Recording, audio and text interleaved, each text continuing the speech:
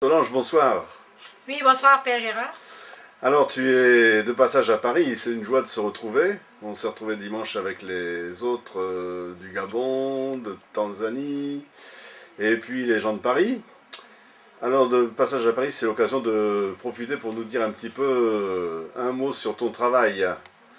Je vois ici que tu nous as écrit La littérature de jeunesse, un cycle d'observation du secondaire au Cameroun, état des lieux et perspectives. Voilà. En fait, ce travail a été fait dans le cadre du mémoire en vue de l'obtention du DIPES 2, diplôme des professeurs de l'enseignement secondaire du 2e grade. Et puis, dans la méthode que j'ai adoptée, je suis descendue sur le terrain, j'ai interrogé les enfants, j'ai interrogé les parents, et j'ai interrogé les enseignants aussi, ce qui m'a permis de bien cerner le problème. Et à la fin, j'ai constaté que les enfants ne lisent pas. D'une part, parce que les parents même n'accordent pas une grande place à la lecture. Nous, les éducateurs, le cours de lecture suivi qui est prévu en 6e et en 5e, nous le négligeons. Et puis, les enfants eux-mêmes, ils ont, à cause de l'environnement, du développement des techniques de l'information et de la communication, ils ont l'esprit ailleurs, ils sont déconnectés. Et il faudrait les remettre sur orbite en essayant de voir comment nous pouvons intégrer la lecture dans leur vie quotidienne. Et c'est d'ailleurs ce qui va constituer la suite de ce travail. Et il y a une suite déjà. Qui est en préparation. Il y a une suite qui est en préparation. Et ce document que tu as sous le bras, c'est la suite. Tu ne veux pas le montrer encore? Ah bon, non, c'est en préparation. En fait, c'est la suite du premier travail. C'est à partir des résultats obtenus et puis les méthodes, les recommandations que j'ai faites, j'ai essayé de les appliquer pendant 2 ans. Et comme dans le premier travail, je n'avais pas pu aller dans l'arrière-pays, je suis allée dans l'arrière-pays où j'ai passé une année avec des enfants qui n'ont aucune idée de ce qu'on appelle télévision, radio, qui s'éclairent encore à la lampe tempête, qui boivent l'eau des rivières. Là-bas, la réalité est tout autre. Si en ville, les enfants ne lisent pas parce qu'il y a la télévision, il y a les DVD, VCD, toutes sortes de jeux électroniques, les, comment ça s'appelle, les PlayStation, les Game Boy, c'est ce qui préoccupe les enfants aujourd'hui en ville. Mais au village, la réalité est tout autre. Enfin, dans l'arrière-pays, les enfants ne lisent pas dans l'arrière-pays parce qu'ils n'ont pas accès aux livres. Et non seulement ils n'ont pas accès aux livres, mais ils n'ont pas accès à toutes ces nouvelles techniques de l'information et de la communication. Alors il faudrait voir dans l'arrière-pays comment est-ce que nous pouvons occuper ces espaces vides, laissés par l'absence, par le fait que le développement ne soit pas encore arrivé de ce côté-là. Comment on peut occuper ces espaces en essayant d'inculquer la lecture aux enfants, de manière à ce que quand la télévision, Internet arrive, qu'ils soient déjà plongés qu'ils aient déjà de bonnes habitudes de lecture, qu'ils aient déjà pris goût à la lecture. Parce qu'en fait, la lecture est une excellente formatrice. Si nos enfants lisaient aussi bien en ville qu'au village, on n'en serait pas là aujourd'hui. Il y aurait quand même un petit plus. Et c'est un peu ce que j'ai démontré tout au long de mon travail. Alors ce travail, on pourra le lire parce qu'on va le mettre sur Internet, tout le monde y aura accès.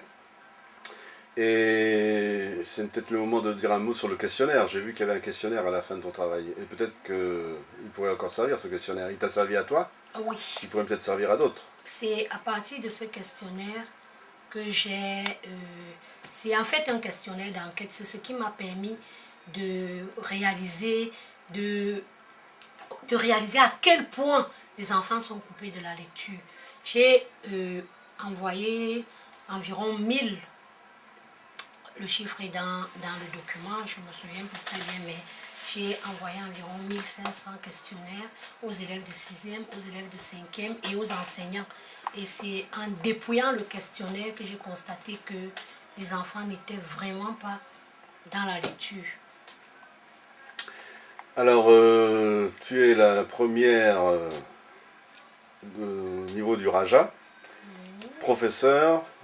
Tu es la première à intervenir et à lancer un sujet et qui pourrait, ce sujet donc de la lecture au niveau des enfants pourrait intéresser d'autres membres du Raja à travers l'Afrique. Alors, comment tu vois les choses là? Tu peux les inviter, tu peux... Je voudrais attirer l'attention. Avant de charité commence par soi, même si je peux déjà à tous les frères et sœurs du Raja, qui sont pour la plupart parents, leur demander de très vite mettre la machine en marche, que les enfants commencent à lire dès le berceau. Quand on offre un bonbon à un enfant, pourquoi ne pas transformer ce bonbon-là en livre? Les cadeaux de Noël, les cadeaux aux différentes fêtes, même pour les cérémonies comme baptême, anniversaire, mariage, il faudrait prendre l'habitude d'offrir les livres aux enfants, de les intéresser à la lecture et de leur montrer le bien fondé de la lecture.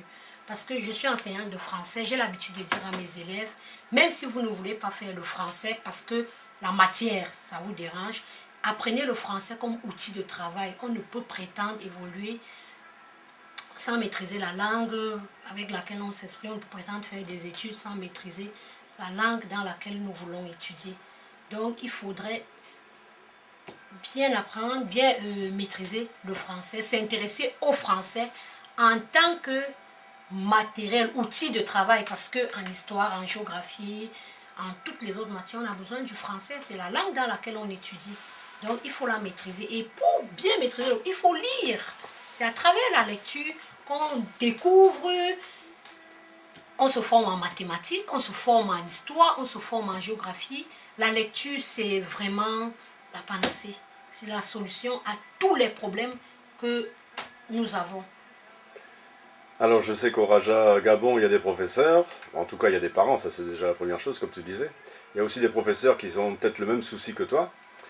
Et dans les autres pays, au Togo ou en Côte d'Ivoire, je ne sais pas trop s'il y a des professeurs, ils vont peut-être se manifester après ton intervention.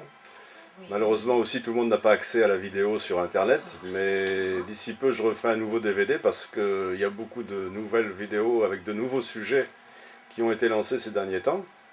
Donc ceux qui n'auront pas accès à Internet auront la possibilité de trouver une vidéo avec les travaux en cours du Raja.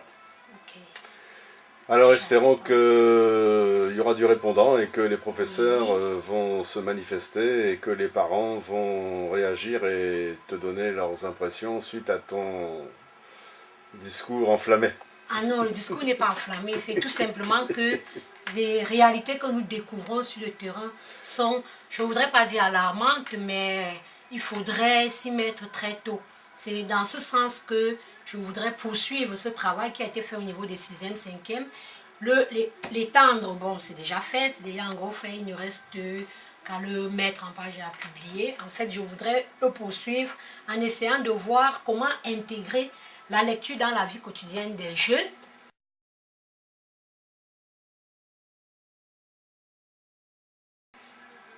De manière à ce que cela puisse nous permettre de sortir du sous-développement. Comment envisager la lecture comme facteur de développement d'un pays.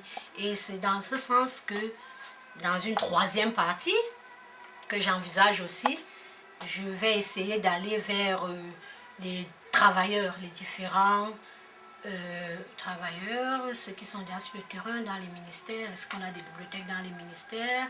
Comment elles sont fournies? Quel type de livres on y trouve? Dans tous les ministères, la santé. Quand les enfants sont internés en pédiatrie, par exemple, on leur donne des jouets pour les tout petits. Mais ceux du 6e, 5e, du secondaire, qu'est-ce qu'on leur donne quand ils sont internés? On met la télé, non, c'est pas bon, il faudrait leur donner des livres, leur donner même de la lecture sur les maladies, par exemple, pourquoi pas, de la lecture dans l'ensemble. Il faudrait que l'on puisse vulgariser la lecture, de manière à ce que cela puisse nous permettre de sortir. En lisant, on tirera toujours quelque chose de positif. Très bien, eh bien espérons que tu seras entendu. Merci. Et que nos boîtes à lettres vont déborder de courriers sur ce sujet. Merci. J'attends les différentes réactions des membres du Raja, que j'embrasse très fort. Allez, bye. Bye.